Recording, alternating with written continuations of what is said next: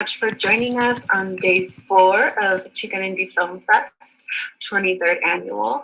I real quick want to thank our XicanIndie collaborators, KUVO 89.3 FM, Rocky Mountain PBS, Consulate General of Mexico, and Media Arts Santa Ana. I want to remind you about our summer internship. If you have a high school student who is interested in a fast-paced yet fun and eventful summer experience, then look no further than Su Teatro's summer internship. Applications are open now until April 18th, so don't miss out. Head over to www.suteatro.org where you can find your application and turn that in. And while you're there, if you haven't registered for your festival pass just yet, you can do that there as well. Also, my name is Molly Gallegos. This is the 23rd annual XicanIndie Film Fest. We are here with the filmmakers of Missing in Brooks County for a Q&A, and now I'm going to pass it over to Felicia Gallegos Perez. Thank you. Thank you, everyone. Thank you, Molly. Like she said, I am Felicia Gallegos Perez, and welcome to XicanIndie 23, our Platica. I want to remind you that we have ongoing programming with Su Teatro, so we have a couple of announcements of that. Do you love homemade tortillas fresh off the comal? Wish you knew how to make them? Well, now's your chance. Su Teatro's Cultural Preservation Series will present a tortilla making class from the comfort of your own cocina. Sunday, May 16th at 11 a.m. You will be able to sign up and get more details on this event coming up soon at our website at www.suteatro.org. Artists of Color Summit kicks off next Friday, April 16th at 1 p.m. This is in conjunction with our 7th ever Word Fest. We will begin at 1 p.m. with a Film Production Academy workshop given by our partners Media Arts Santa Ana. This year's festival will feature new work in progress by artistic director Anthony J. Garcia, The Sun Serpent by Jose Cruz Gonzalez, and some other very exciting events. So we hope you're able to join us for those. You can check back at www.suteatro.org for all of the information, because April is festival month at Su Teatro. I would like to thank our guests for joining us today. We have in our presence filmmakers Jeffrey Bemiss and Lisa Molomot and Eddie Canales from the South Texas Human Rights Center to speak to us about this film that they have done and as part of our Film Fest. And so now I would like to hand it over to our Executive Artistic Director, Anthony J. Garcia, who will facilitate this discussion. Thank you very much for joining us. Thank you, Felicia. Thank you, everybody, for joining us. It's a pretty profound moment, I think, that we experienced today, and it's really an interesting place for us to be within the whole course of the festival. Felicia was talking about Tex-Mex, truly Texas-Mex. I always butcher the names. And there was a lot of discussion about food, with a lot of talking about our history and the indigenous roots and colonization, and just so many of these things that our community deals with they seem very broad, but they really stem from a lot of the same roots. So I want to compliment you. I was going to say congratulate you, but I think there's a lot of profoundness to the work that you do, and I think there's a lot of passion involved in it. If we could start a conversation, and this is a Platica, so it's not like I ask you a question, you have to do it. If you guys feel there's a need, you want to go someplace and you want to take it away. And I think there's a lot of people want to hear from you about this piece. So maybe the first thing off the top is to kind of introduce yourself and talk to you where you came from and how you got to this place. And then we can go from there if that works okay. Let me ask Lisa first, since you're the top of my pictures here. Great. I'm Lisa Molomot, and I'm the co-director and one of the producers of the film. And I'll let Jeff introduce himself and Eddie introduce himself, and then we can talk a little bit about how we got started with this project. Excellent. Jeff? I'm Jeff Bemiss, and I'm a co-director of the film with Lisa. And I've never heard of you before. Actually, Eddie and I go back when we were both teenagers, Eddie Canales and I, and it's good to see you, brother. You're on mute, so can you give us, just check in a little bit for us, please? Thank you, Tony, for really screening the film. I wanted to make sure that you had the opportunity to see what was going on down here in South Texas. as when Jeff and Lisa first came into Valfurias, the center was just getting going. I mean, so this is, it really reflects a beginning of the center effort regarding the mission, basically to save migrant lives and mitigate the suffering out there that's going on. It has evolved. We've been at it for about 7 years. So I was an organizer there in Denver. I know a lot of people.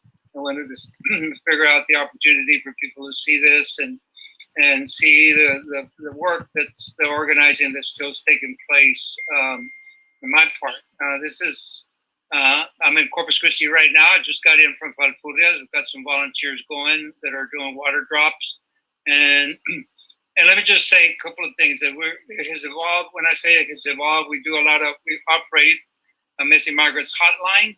So we are fielding calls all the time from people that, from families who are searching for their loved one.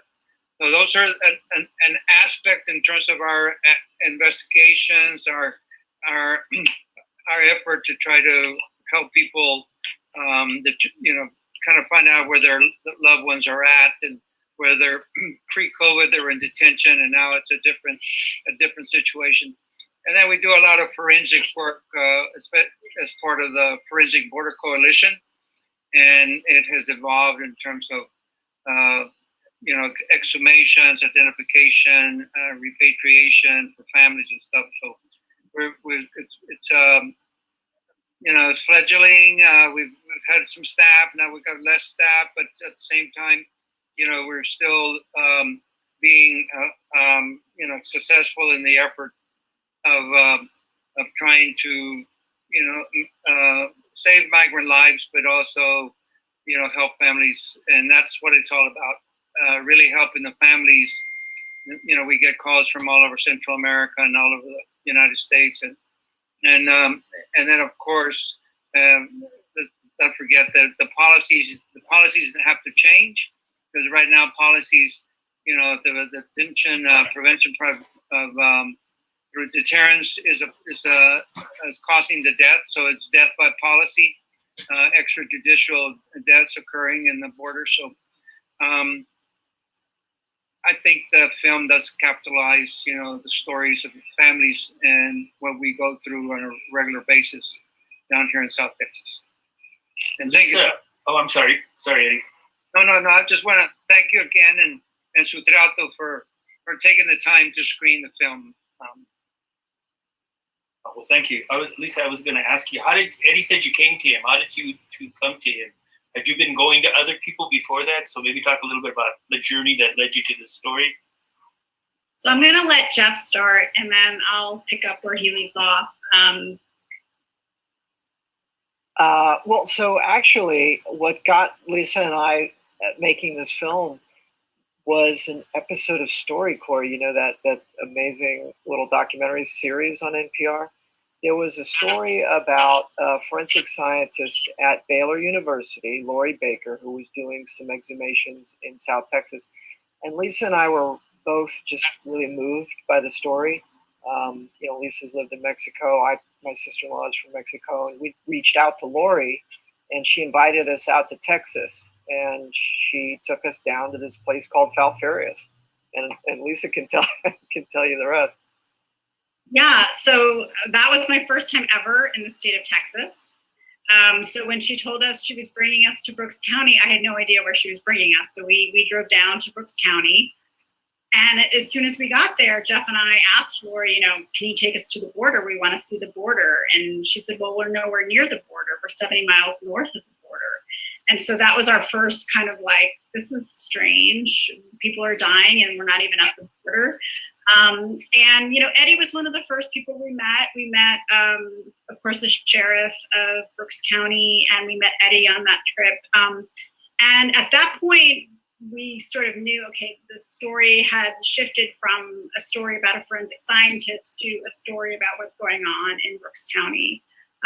Within a couple of days, we knew, okay, this is this is the story we want to tell. So we went back to Brooks County about 15 times over the course of, I think it was like 4 years. And we met the Romans, and maybe Jeff wants to talk a little bit about how we met the Romans, because it was kind of interesting how we connected with them. Yeah, early in the filming, we had put up just a little website with what we thought was a temporary title at the time, Missing in Brooks County. But at that moment, Michelle Chinos and Omar Roman, the brother and sister-in-law of the missing person, Omar Roman in the film, they were searching for information about him, and they were using those search terms, missing in Brooks County, and our little website popped up. So we connected on the phone, and then I think it was just a few days later, because we had a trip planned, we sat down together for coffee in Texas, and Lisa and I proposed participating in the film.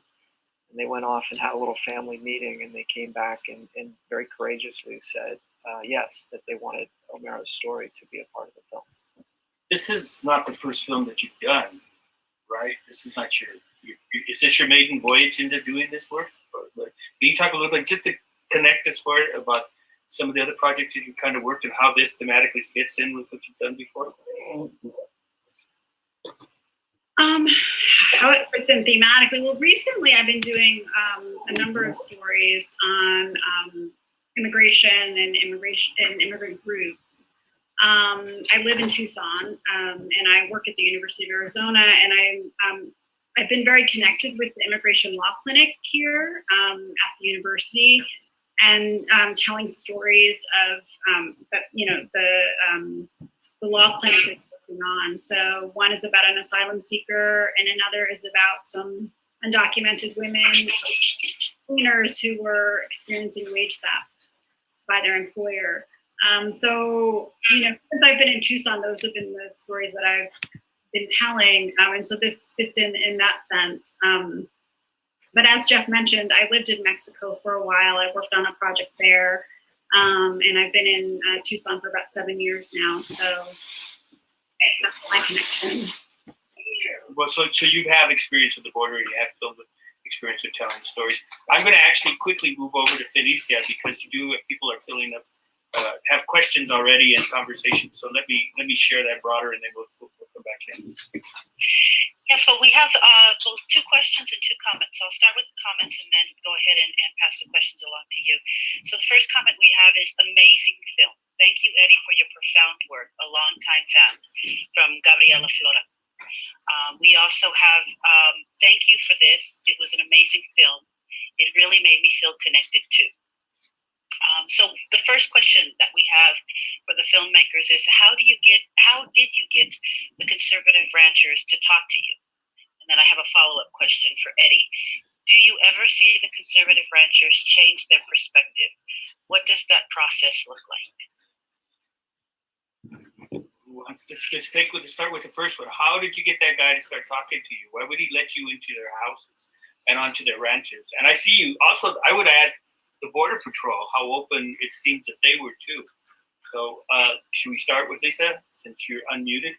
Yeah, I mean, in terms of Mike Vickers, who is the rancher that's highlighted in our film, we began filming with him pretty early on, and he's a guy that has talked to many media outlets. He is not shy about his story perspective, and so when we reached out to him, he was yet another, we were yet another, forum, right?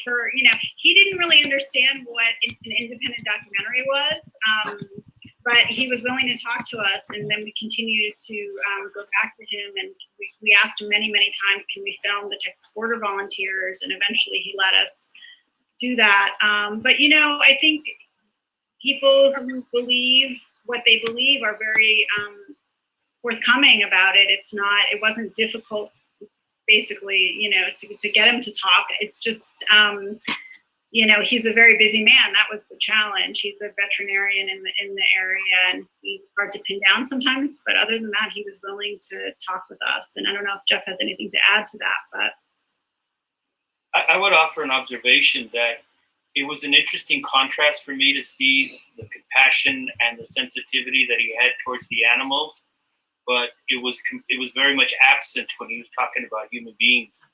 And I thought that was a profound counterposing that you did, contrapuntal, if you will, the point that you're making, that we see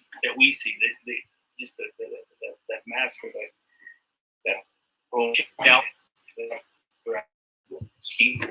Have you ever seen any of these guys soften? It seems like you went from one place to seven, right? Seven ranches that let you, if I have the numbers correct. I mean, I know you can be pretty persuasive. Well, again, when I first started there, I mean, there was a reflection of one of a previous person that was doing searches and rescues in California desert.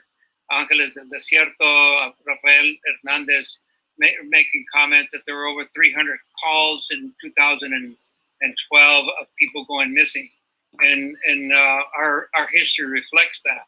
So going in, I mean, we friends of mine in Houston reached out to me, said, "You're in South Texas, can you help out? You know the area," and basically when going into an area like that, Cole, I mean, we did a big rally at the county courthouse there with over 100 people. I brought in people from Corpus, Laredo, the Valley, and stuff. And because the protocols were not clear in terms of how they were handling, the unidentified human remains. A couple of issues we're dealing with private ranches and all private ranches, and then also the fact that they weren't taking the DNA before burying people. I went in and called all the churches, and then I was, painfully attending Border Patrol meetings to meet ranchers, and extending my hand out and saying, "Hey, do you want to, save lives? We want to set up some water stations in some of these ranches." And right now, one of the major ranches where death occurs is the Cage Ranch, and I just saw him yesterday when I was in there. I've got 25 water stations in that ranch, and that person can be conservative, and I believe he is, but he's also humanitarian. And we've nobody, as Lisa said, nobody wants to see death occur. I mean, there was some raunchiness to attending some of the racism attending some of these Border Patrol meetings, but and all in large, the community has been very receptive and very, supportive of the initiative of trying to save lives and help people, help the families. So are you really connected to all the smugglers and the drug dealers and everything that they accuse you of? Yeah, Tony, you know that I was there in Denver. I thought it's a fair question he asked it. Well, it's like, Eddie, this isn't, I know you're connected to a lot of people. It's funny because I was just thinking about, Vickers is an offshoot of the Minutemen. And I recall doing a picket line in, as you know, Tony, I did a lot of picket lines in Denver. And I was surrounded one time by Minutemen because they thought I was using undocumented workers to do the picketing. And so you kind of, Mr. Mike Vickers is Texas Border Volunteers, the sovereignty, type of guys that want to protect the border, and it is, again, we're dealing with a lot of different aspects of border policy and the militarization of the checkpoints. That epitomizes, the militarization, of what's going on. But Texas is unique in itself. When you have, you have the National Guard, you have the state legislature, state governor sending down state troopers, and then you have, laws, the Texas Rangers, and you have laws that allow, local police to enforce immigration laws. So it does. When it comes to immigration, it is a police state in that regard. So, and that's the environment that we live in. So, in South Texas, my great-grandparents, my grandparents, and my parents were born right there in Stark County, little community that's right there on the river. And so it's, the borderlands has a different tone in terms of the lifestyle, in terms of the way people are living right now. Okay, Felicia has a bunch of questions and a bunch of comments here, so I'm going to jump over to that real quickly. Yes, I have a couple of comments from Ted. I believe probably Ted Wolverton, one of our very consistent and engaged attendees. He has two comments. This evokes memories of the Hannigan Ranchers near Agua Prieta 40 years ago. The subject is overwhelming. Profound thanks to Mr. Canales for your passion and humanity. Also from Ted, the story is the same in Cochise, Pima, and Yuma counties, all along the dangerous routes along the whole border. I do have one more comment from another person here.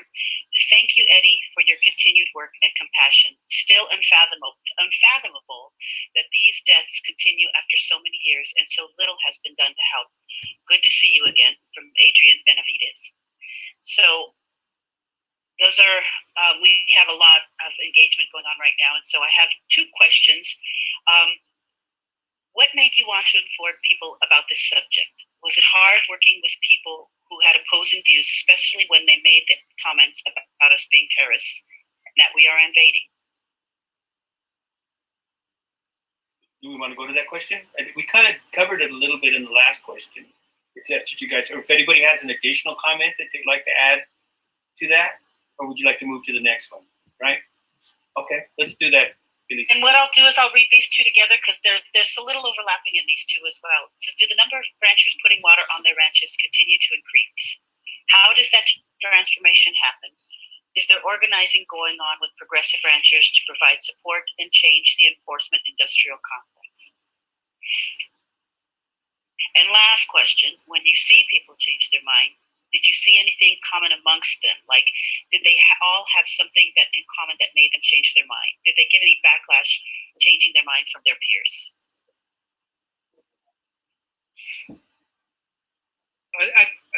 Let me just comment that the approach to immigration remains the same. It's an enforcement-only approach.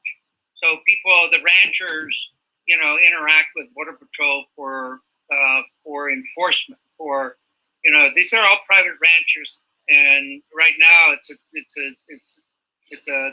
different situation right now in terms of people coming through through the ranches. But it's a consistent effort by Border Patrol to use the ranchers for enforcement.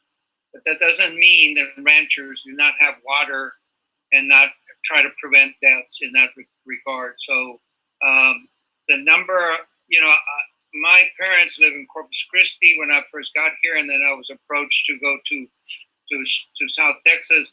The number of deaths is astounding in terms of in our own backyard, in terms of how the number, in terms of the border.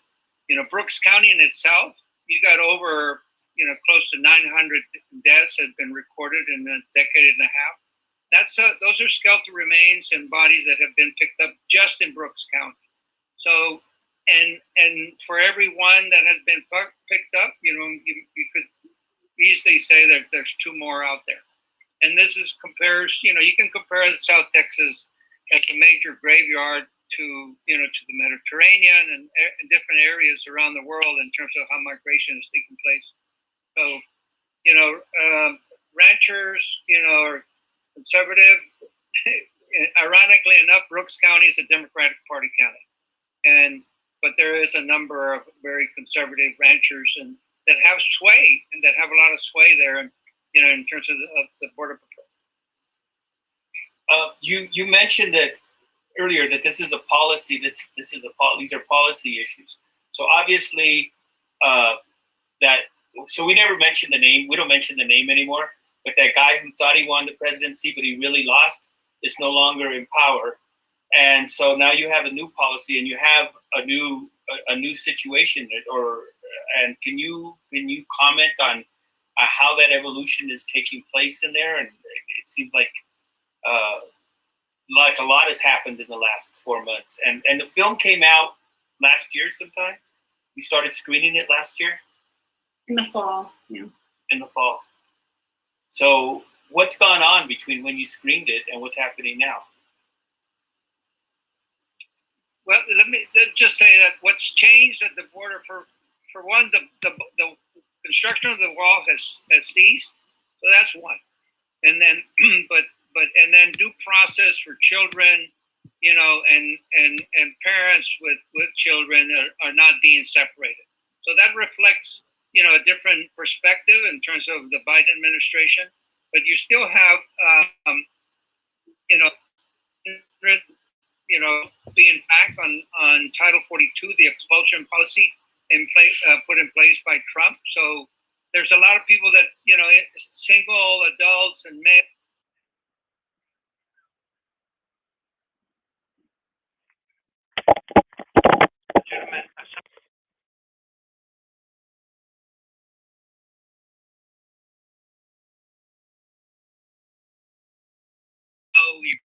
Immigration reform that, you know, and I don't want any reform in reality. I mean, I said this the other day, I was a little frustrated with, you know, with people wanting to, and these are policy people that are, you know, having, you know, wanting to have an effect on Biden.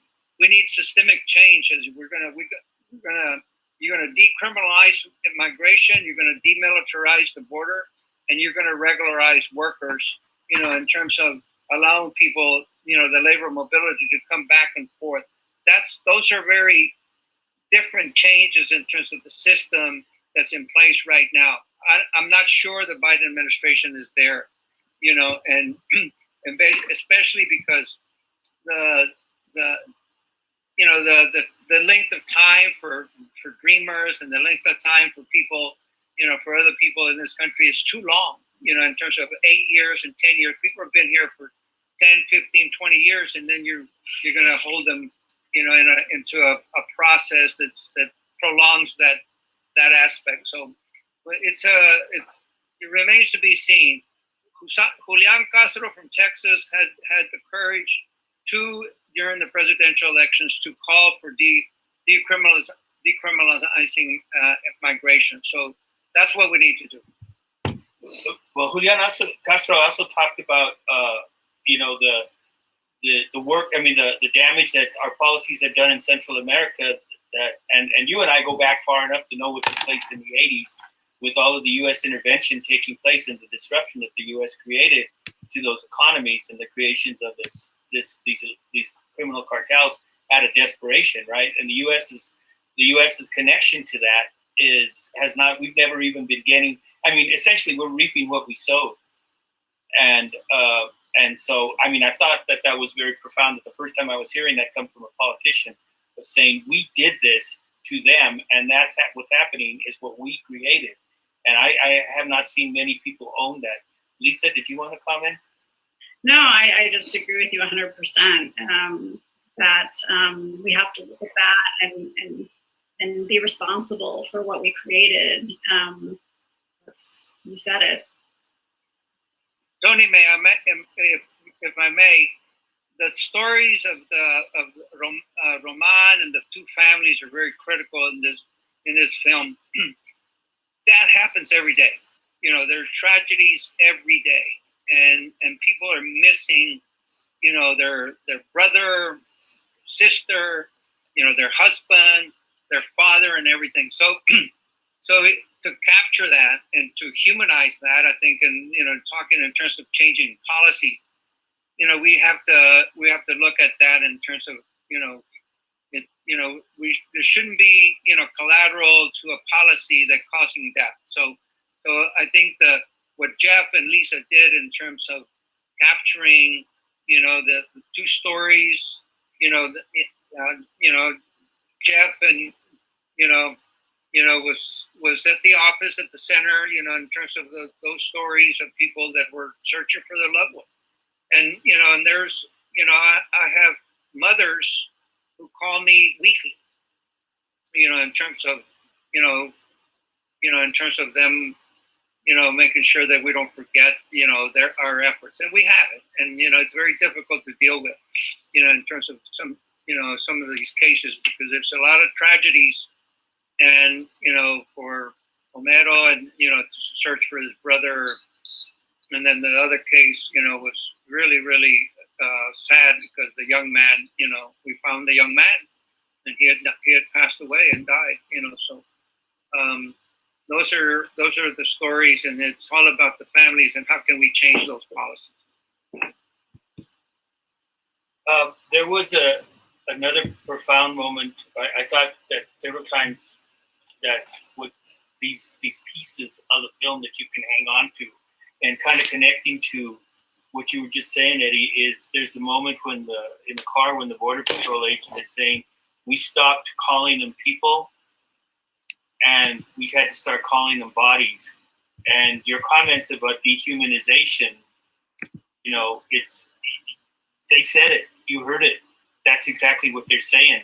If we do not look at them as people, again, we see the rancher placing, his compassion and his sensitivity towards an animal and his insensitivity towards a human being. And then we see the border agent saying, and he's saying it as a way of protecting himself, right? That if I start thinking of them as people, I can't do it. And that's a history that's part of our, that's part of our past, which is, it's embedded in racism. And we know that under that other guy's policy stuff, there was a lot of conversation about the fact that the people that were coming over were not white enough, that bluntly spoken. Now, one of the things I have had conversations with Latinos for coming from the border, Chicanos, Mexicanos, and who are living there, and their animosity towards their own brethren there is also kind of significant and interesting to observe as well. Yeah, didn't sound like a question, but it's kind of an observation in there. Jeff, do you want to add to that at all, or? I agree with everything. It's just such a heartbreaking situation. Lisa and I felt that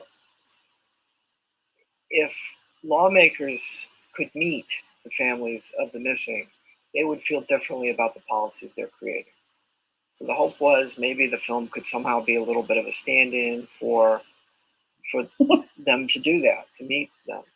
I hope that it turns out that they will see, some of them will see the film. Lisa and I we're training with a very accomplished impact producer to try to, run an impact campaign with the film. And the idea is to sort of take a top-down approach with decision makers, because the one thing that a film can do is it can deliver an emotional experience. And so we're hoping, along with the work that Eddie and a lot of others are doing, perhaps the film can help at least create the will for lawmakers to meet some of these families so that they can understand the impact that their policies are having. But it was interesting. The other day we were having a meeting. Eddie was there with, a top border policy person from the ACLU, and he was surprised after seeing the film how great the problem is. So he didn't realize the extent of the numbers, because the Border Patrol numbers are much smaller than the actual numbers.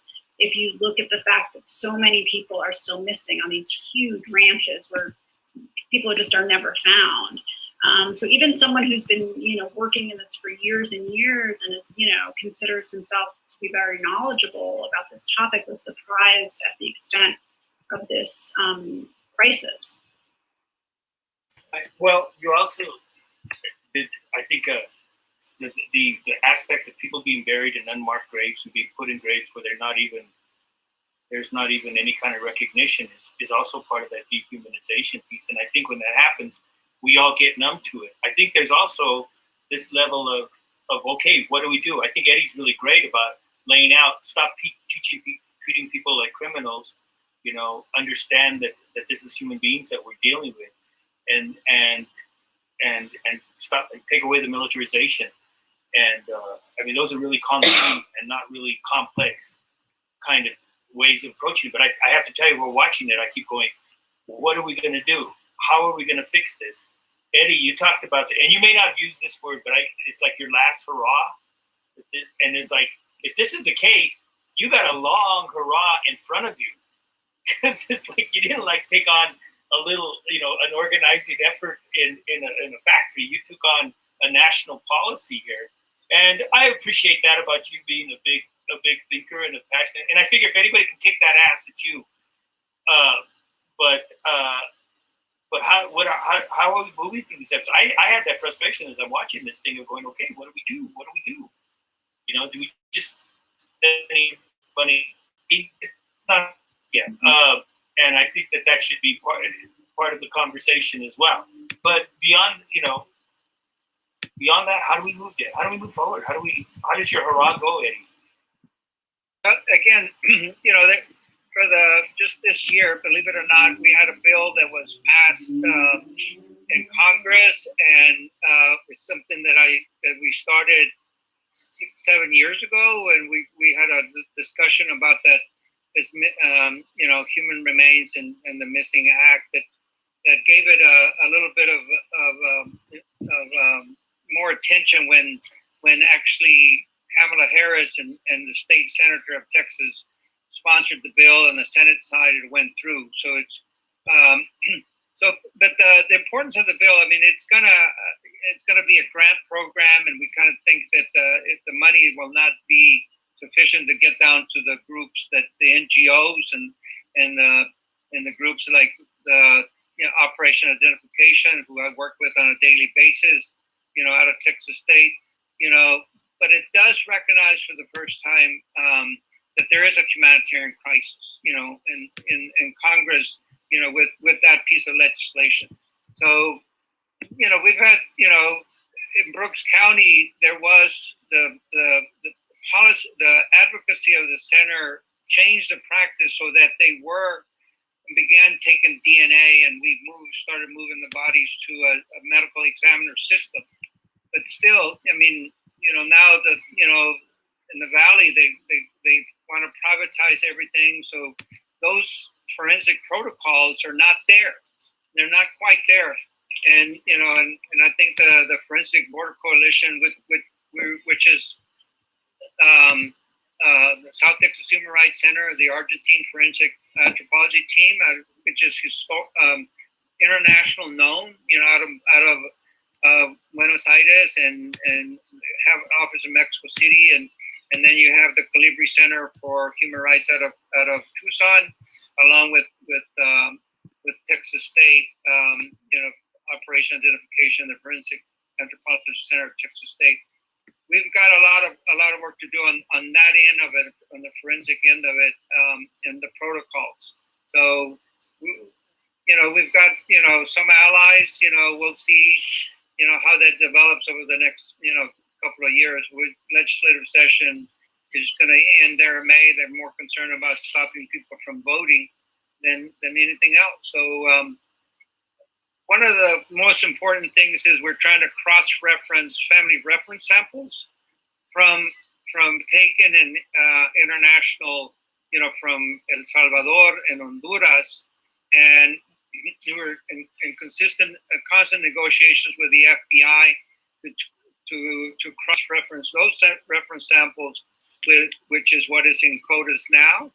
And finally, we had to go to the Inter-American Commission on Human Rights, and we're fixing there's a pilot that's coming up to be able to do large-scale identifications, because I think if that was the case, there would be really a lot of identification and a lot of families and closure for a lot of families. So that's one of the most important things, is try to close the gap for people in terms of closure, to where their DNA is matched in that respect. So we need forensic pathologists. Anybody hanging around there in Colorado?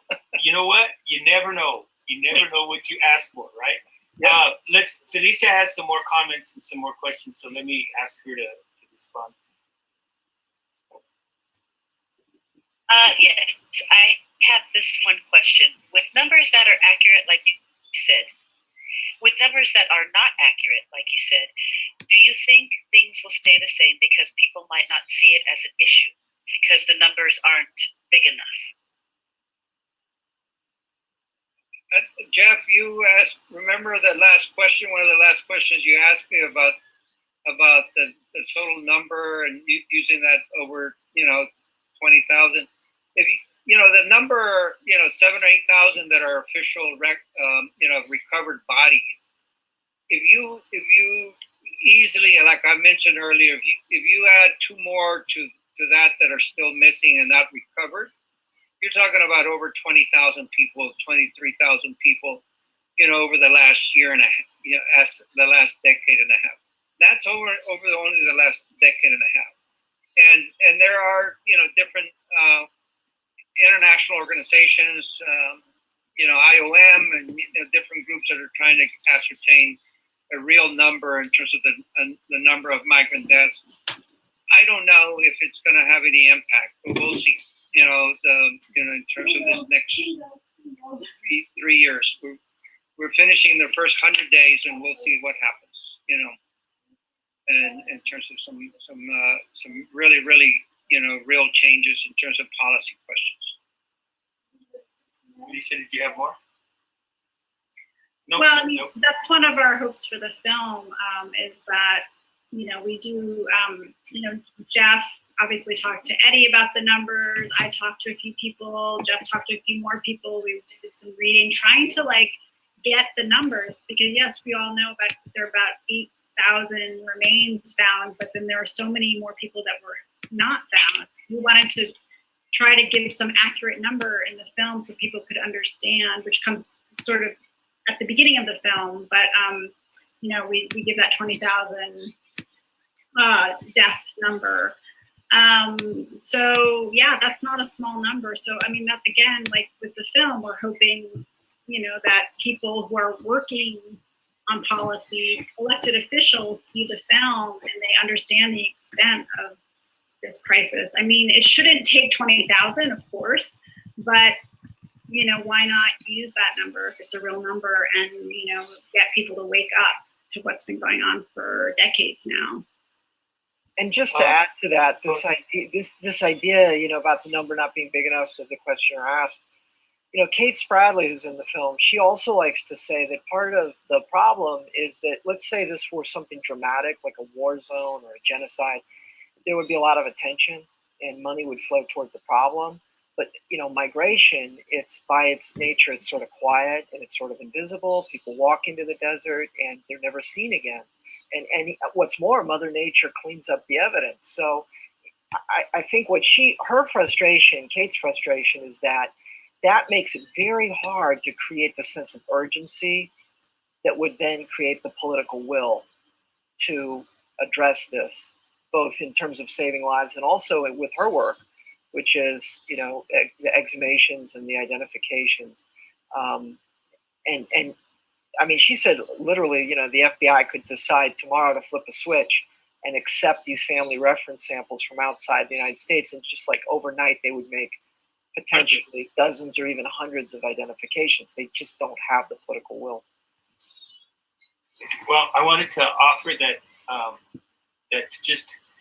so what you guys are presenting sounds like an issue that's so far away from us in many ways. It's the border is over there. So Denver, unless you believe the last guy who was president for a while, thinking that Colorado was a border state, that really for a lot of us, we have the repercussions, or we think it's that we're hearing an issue that's separate. But Eric is one of my students, and he has a comment here that I'd like to share with you. He says, "Thank you for that answer. I appreciate you doing all this. I'm really interested in this subject because it's really affecting our community. I have a family member go missing, and I didn't even know about it until I brought it up with my grandma. She told me that we have had family go missing. So it's not that far away. It's pretty much right at our front step, and it's our families and it's our community. I wanted to thank everybody for the time that you spent participating with us. I don't think this is the end of the relationship between Su Teatro and this film and this work. We look forward to doing more things with you. Eddie, you always have a home here. What's the 43 for? What's the what? You got the 43 in the back. Oh, that's the 43 students that were. Oh, okay. I'm sorry, I didn't mean to cut you off. Everybody doesn't know. There's 43 students who were killed in Mexico. Excellent. Well, thank you all. Thank you, Lisa. Thank you, Jeff. Thank you. Hernan, it's always good to see you, brother. Felicia? Yes, thank you so much for joining us, Lisa, Jeff, and Eddie. We really appreciate all of the time and effort you put into the production, as well as coming here and answering questions for our community. We'd like to remind people to continue to come back this evening, 5:30 p.m. We will be having a Platica for Border South and night shift. You can gather all your information at have it be signed up. Also, please remember to save the date for our virtual cooking class on May 16th at 11 a.m. And now I will hand it off to Molly Gallegos, who will be closing it out for us. Thank you. A reminder to go check out our application for the summer internship if you have or are a high school student who is looking for a job in a fun arts environment. And then one more time to thank our XicanIndie collaborators, KUVO 89.3 FM, Rocky Mountain PBS, the Consulate General of Mexico, and Media Arts Santa Ana. We'll see you in a little bit. Thank you. Have a great night.